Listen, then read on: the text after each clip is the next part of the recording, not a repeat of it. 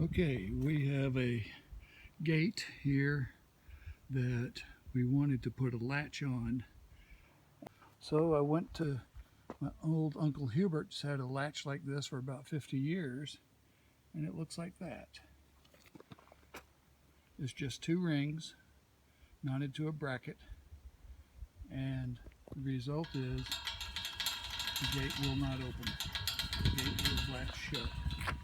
But simply come in, raise one of the rings, and the gate opens easily. To close, just as simple. It automatically drops the ring in place, and now it's latched. To go out the other way, raise the distant side, and you can open up that way. And if you're ready to close the gate, come on in, and there it is. Ingenious idea, at least 50 years old, maybe older. And I thank my old Uncle Hubert, rest in peace, for the idea. I think this is a pretty good execution. So a little more detail on how this latch is made. It's simply 1/2 inch of mild steel formed into a loop.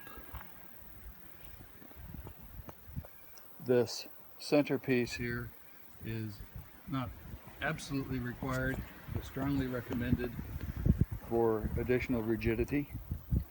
The important thing here is that these rings have room to swing easily on the pivots.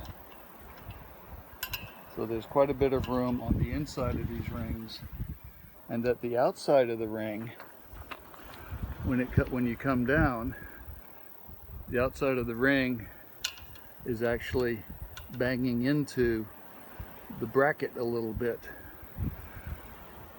The ring is set so that the lower diameter here is just below the bracket itself. That means that as you try to come in with something, it will hit, and you're running into a rigid assembly already. There's no give this way. All the give is the other way. So this is hanging down. It's already making contact. As you can see from this angle, the screw there is up in the upper right-hand quadrant, and the ring is hanging substantially below. The vertical diameter is actually on the inside of that post. The horizontal diameter is below. This whole bracket measures right at 5 inches end to end. The truth is, this could be probably 3/4 of an inch smaller, because when you look down and see how much gap there is between the ring and that centerpiece, all you need is enough gap for that ring to swing freely. And 3/8 inch less there and 3/8 inch less on the other side, 3/4 inch total is plenty. The other thing is, when you look at the latch, as the latch closes, the latch needs to fit between the rings. Rather than rebuild this thing shorter, I'd simply made the latch wider, and it's absolutely rigid. There's no way for that to come open. An animal smart enough to lift the ring isn't also going to be smart enough to pull the gate open. So to come back through, the animal would have to lift the distant ring and then push. And most animals aren't going to be that smart.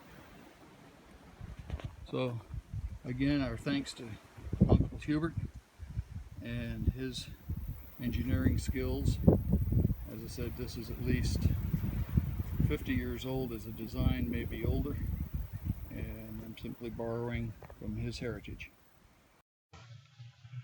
And this is a picture of Uncle Hubert's original gate latch, approximately 50 years old, from which we got this idea.